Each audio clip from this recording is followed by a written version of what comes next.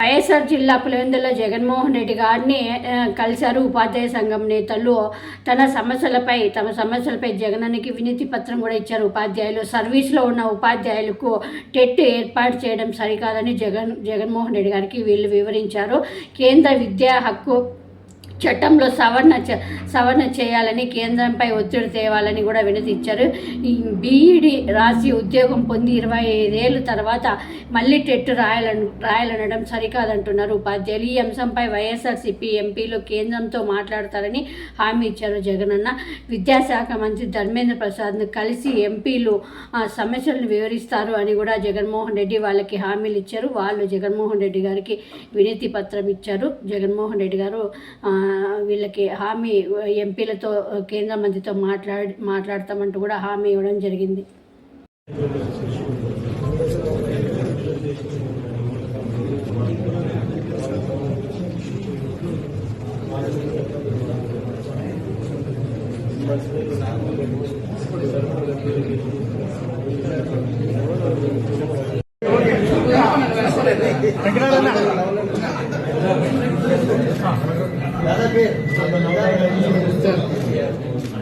కిందకుందాం.